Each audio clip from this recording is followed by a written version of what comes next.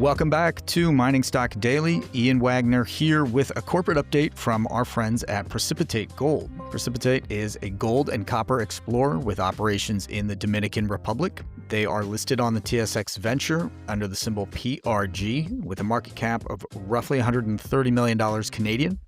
We last spoke with Precipitate at the end of March, so if you are new to their story, I would encourage you to go back to listen to that episode. Jeff Wilson, CEO of Precipitate Gold, joins us today to talk about the new drill program at Pueblo Grande. Jeff, good to see you, and welcome back to the podcast. Thanks, Ian. Pleasure to be back. Great. Well, we spoke at the end of the March, and the exciting news, right, was the start of the drill program at Pueblo Grande. That's your project next to Barrick's Pueblo Viejo. I want to say 4 holes initially planned, roughly 2,000 meters, and coming on the heels of some exciting IP chargeability anomalies that you guys identified. Kind of give us just the landscape there. How's that going? I know it's early. Obviously, just kind of tell us what you're seeing or what just kind of how you're feeling about things. Yeah, I mean, it's a program that, to be quite honest with you, kind of emerged a little bit unexpectedly over the course of the last 6 or 8 months. It was a project that, as you say, is adjacent to Barrick's Pueblo Viejo mine, one of the biggest mines in Latin America. And it was a project that Barrick actually spent $7 million on through an earn-in with us, and so did a fair bit of good work, and ultimately gave the project back in March of last year. We went through the data, identified something we thought was maybe overlooked or underappreciated by them, fleshed that out ourselves through some of our own geophysical work and analysis, and lo and behold, a target emerged. We found this very compelling chargeability anomaly. Chargeability, for sort of the layman, is kind of synonymous with sulfide material, and sulfide material is associated with gold. Not always, but it can be. And so that to us stood out, and more importantly, it stood out to us in that there was this sizable chargeability anomaly, but it importantly had no prior drilling through it. So it was an untested, high priority prospective target that we thought justified at least a modest amount of drilling to find out what's there. So we initiated that program, I guess about a month or so ago. I don't have the exact date in front of me, but and as you said, the plan was to do 4 initial holes, each down to about 400 to 500 meters in depth, drill depth. The target sits sort of between, call it, 30 meters from surface down to about 350. So, the idea, these holes will sort of run through this chargeability anomaly, try to come out the other side. And again, we leave this open to the fact that if things are encouraging or things are going well, we could add a hole or two.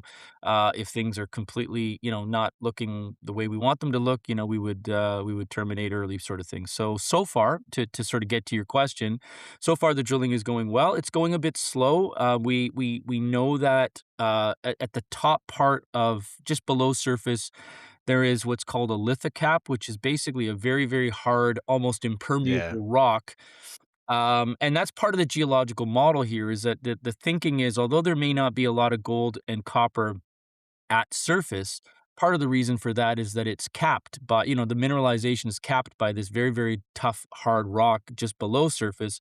And perhaps, if the thesis holds up, there'll be gold and perhaps copper, but more importantly gold, sort of situated or pooling up underneath that cap. If a geological event happened, the fluids came up towards surface, they hit this impermeable rock, and then sort of settled, then that's where we expect to see the mineralization. So the drilling is going fairly slow because that impermeable rock is very difficult for the drills to get through. Usually the first 50 to 100 meters are pretty tough and pretty slow. Once we get through that, we're into more of the right kind of rock type, and the drilling goes a bit better. So we're about 3 holes into the program right now, and each hole is taking kind of a couple of weeks, plus or minus. So we've seen a fair bit of core. We've been doing a fair bit of logging and kind of getting a handle on what's there. I don't want to say too much until we get the assays back from the lab, but yeah, we're pleased with how things are going. The process is working itself through, and with the exception of sort of a little bit of uncertainty about lab turnaround times, we expect to have assays I don't know, in the next month to 6 weeks, something like that. And and again, there's a prep lab in the Dominican Republic, not too far from Okay. Barracks Pueblo Viejo, not too far from where we're working. So Yeah. relatively convenient logistics in terms of getting the core after it's been cut and logged, getting it on a truck and getting it to the prep lab where it's then shipped to Canada for analysis. So and that's where the delay happens is at the lab. The prep stuff is pretty good. But yeah, so we're several weeks into this. We're encouraged by how things are going so far, but ultimately, it's going to be a matter of what the assays say, and we hope to have those back soon. Yeah, yeah, we'll look to catch up with you when those come out, and that's that lithocap you describe. It kind of reminds me of that type of rock you see in Papua New Guinea that is very much near K92. That it's that you want to drill down, but it's that lithocap is right under the surface, and it's just really hard, and so you don't totally know what's underneath it, right? Like you can use the geophysics and whatnot, but you got to kind of punch through that first. Yep. So I guess just I know that's priority for this drill program, and I think when we spoke last, you mentioned probably 10,000 meters for the year across multiple projects, right? So switching to Juan de Herrera, um, which is on that, and how do I say this, Terreo gold trend right there, right next to GoldQuest and their Romero deposit. You guys have identified 4 targets, I think, out of many, right, along this 40-kilometer trend, to drill, either once you're done at Pueblo, Grande, or just if you kinda move things around, however you kinda cadence them. Just kinda remind everyone and look what those targets are, why you're excited about them, and kinda what maybe work has been done to date there. Yep.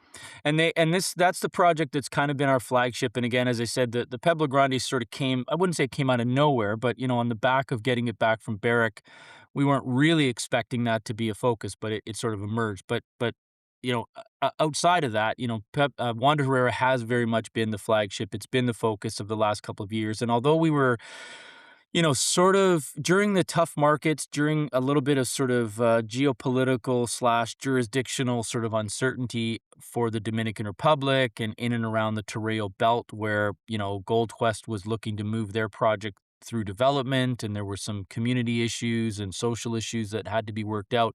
During that time, we decided, look, that the return on investment here to do big programs like drilling and really being aggressive um, maybe uncertain. And so let's maybe put the brakes on being super aggressive, even though we had money in the bank and we were fairly well capitalized. We elected to do sort of lower level stuff. And so lots of soil sampling, lots of mapping, prospecting, testing new areas, boots on the ground kind of stuff. That sort of unlocked a whole bunch of new geochem anomalies at surface. So, 80th percentile kind of gold and copper samples in these clusters along the belt, that were very compelling to us. They were large in area and fairly strong in terms of gold and copper mineralization.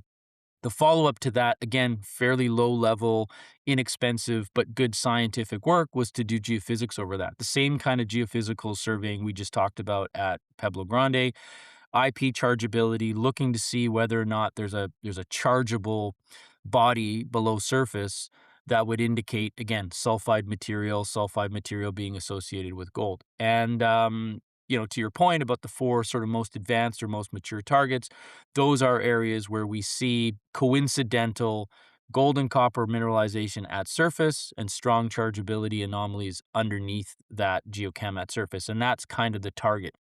And we know that's the target partly because, that's just sort of geological science, but we also know that's the target because throughout this belt, we benefit from our, sort of our predecessors, if you will. GoldQuest has been there longer than we have. We see how they sort of figured out, how to find gold and copper. Similarly, further up the belt, there's a company called Unigold with a couple of million ounces. Again, same sort of exploration techniques have worked. So it's allowed us to sort of fast track our processes by learning from our neighbors, and in some cases we've got some targets that are new discoveries on GoldQuest ground that are sitting right up against our claim boundary. And so again, it sort of takes us, kind of fast tracks our process to say, hey, there's something going on here. Let's go and see what's going on our side. And so the target that is most like that is our Ginger Ridge target. Both Ginger Ridge and Ginger Ridge East run right up against the claim boundary where GoldQuest has found a new discovery called Kachimbo. So that sort of area on both sides of the claim boundary looks very compelling. That will, as of right now, that looks like that will be the first place when we move from drilling at Pueblo Grande back to Juan de Herrera. Our expectation is to start at Ginger Ridge. There's a lot of moving parts, and I can't commit to that 100%, but that's kind of the plan. So we are doing some preparatory work, some access roads. We're clearing some paths to be able to get equipment in. Hiring some local people from within the nearby villages to make sure that we're staffed up with labor and things like that. And then we'll see how that goes. And to your point, there are a number of other targets within the property package. There's a target called the CN zone, the Southeast zone, Enibre South. A number of these are, again, advanced, lots of geochem, strong geophysics that points to some obvious targets that need to be drill tested. All of those zones, with the exception of Ginger Ridge, have never been drilled before. So this is early stage discovery type exploration drilling. The two sides of that coin are, one is, you're kind of figuring things out as you go a little bit with your first few holes. And so, we hope for the best, but we kind of prepare for the worst in that there may be some figuring out to do. But again, we've sort of got the analog of what we've seen next door, as a guide to be able to sort of target these things a little bit more, with a little bit more knowledge. And so I'm hopeful that we can have some success. But the idea, again, as you mentioned, perhaps 10,000 meters of drilling, perhaps more, depending on how it goes. But the idea would be to test all of those four targets, perhaps more, sequentially. So, we start at Hmm. Ginger Okay. Ridge, we'll move to target number two, we'll see how that goes. And I would say each target's likely to get 2 to 5,000 meters, depending on how it goes. So, regardless of how even the first few results may go, again, it's not binary. We kill it in a couple holes. We will have multiple targets, all of which have their own merit, all of which have the sort of the size and scale potential to be an independent, if we're successful, an independent deposit unto themselves. And so there's lots of work to do here for us to figure out what we've got, where the best stuff is situated. And again, if we have some success, we've got the financial capacity to increase the drill program, to add meters and add holes and keep going. Yeah, I think it's interesting when you look at your land package there because you follow that trend from northwest to southeast, right? And it's almost like split down the middle, right? Gold Quest on one side and you guys on the other. And I think it would probably be good to remind people how that 30,000 hectare limit kind of works, and in this case, why you're seeing maybe continuity across the claim boundary, right? And then I guess a follow up on that is just from a consolidation perspective, does that 30,000 hectare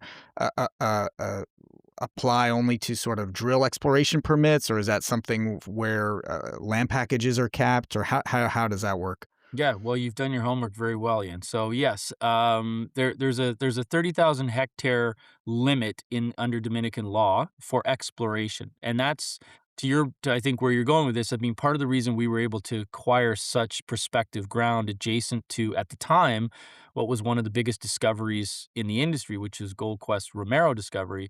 A lot of people would say, "How did you get ground immediately adjacent to them?" And because in any other circumstance, prior to announcing that discovery, GoldQuest would have staked everything around them Right. as far as the eye could see, but they were prevented from doing that because of this 30,000 hectare rule. So we were able to acquire ground right up against their claim boundary over about a 40-kilometer strike.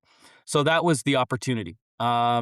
With respect to sort of a consolidation play, which is what a lot of people, sort of envision potentially happening here with GoldQuest and Precipitate. There's a couple of different things. One is, I think if there was a big enough, meaningful enough mining opportunity there, I think the government, because the government is going to collect taxes and royalties and job creation and all that kind of stuff, I think that the government would look at that as net beneficial and would adjust the rules, if you will, for that specific opportunity. And they've done that in the past, not to change the rules or change the laws, but basically taking it out of the Mining Act and making it sort of a special agreement, and thereby it's not bound by that 30,000 hectare Mm, rule.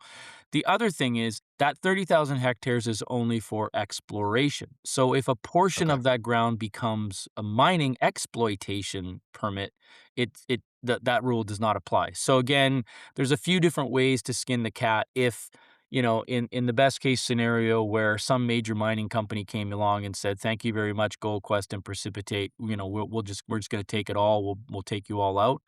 They would, I think, be able to advance the entire district under one umbrella without too many obstacles. Yeah, you see jurisdictions sometimes, economic development, right, or is what sort of the term everyone wants, and there's always, or hopefully always ways to find, a solution that satisfies all parties. So, okay, um, well, listen, Les, I don't want to let you go without asking you about your share price because we have seen really since I think mid March to really mid April, you guys I think nearly doubled, and um, do you think when you see that, obviously, some excitement, but you think that's belief around the Dominican thesis, or just kind of seeing some of your shareholders change, or how are you looking at it? I don't, it's always good news, but those violent moves can come with violent moves down. So just curious how you think about that. Yep. No, it's interesting. I mean, we announced in very, very late December, well, early January, the closing of a private placement that we did with an 11-cent unit. So that gives you an idea of just, where we were less than, 4 or 5 months ago. Right, And and now just for y color, sorry, I don't mean to yeah, interrupt. no. Just for color, when we spoke last, it was 40 cents, and then it goes up to 80 cents. So that yeah, that 11 cents, and I know your warrants, I think, are around 19. So I mean, you talk about some numbers of scale, I guess.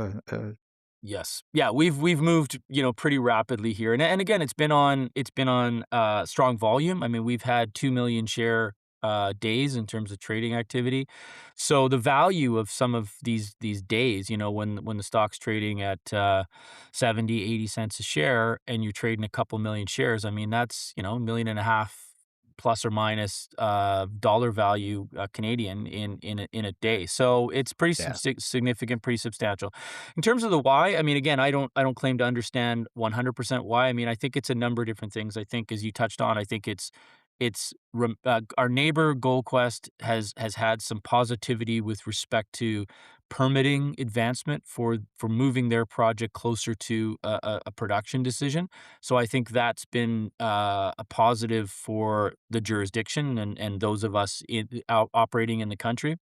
Um, we've seen, Dominican investors coming in on both GoldQuest and Precipitate. If you put all that money together, it's been tens of millions of dollars invested in both companies over the course of the last 18 months or so, with ours coming just about, beginning of the year. So that's also been a very positive sign for a lot of other investors that, hey, if these sophisticated business entrepreneurs within the country who would have the ability to sort of speak to government and understand what policies and procedures the government is likely to pursue, feel comfortable that these projects are worth investing tens of millions of dollars, then that's a sort of a vote of confidence for the companies that the jurisdiction is on side and that these projects are going to move forward. So that's been another catalyst for sure. And then, lastly, I guess the initiation of a drill program.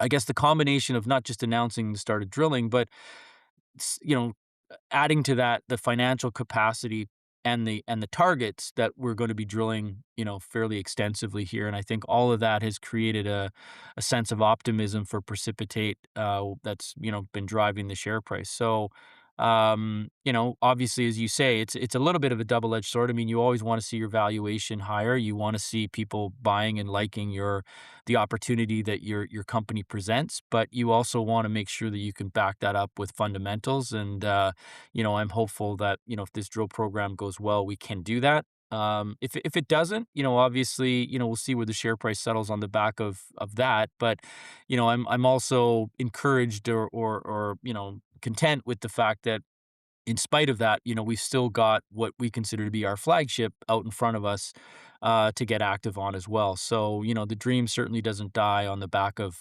these next assay results. But, obviously we're all very hopeful and hoping for the best with respect to how these assays play out. Yeah, absolutely. Well, listen, Jeff, I think that's a good place to leave it. We'll definitely look to catch up with you when those assays come in and as kind of the drill program moves along for the year. So thank you so much for coming back on and giving us an update. Appreciate the time. Thanks, Ian. Appreciate it. That's Jeff Wilson, CEO of Precipitate Gold. They are listed on the TSX Venture under the symbol PRG. The information presented should not be considered investment advice. Mining Stock Daily and its affiliates are not responsible for any loss arising from any investment decision in connection with the material presented herein. Please do your own research or speak with a licensed financial representative before making any investment decisions.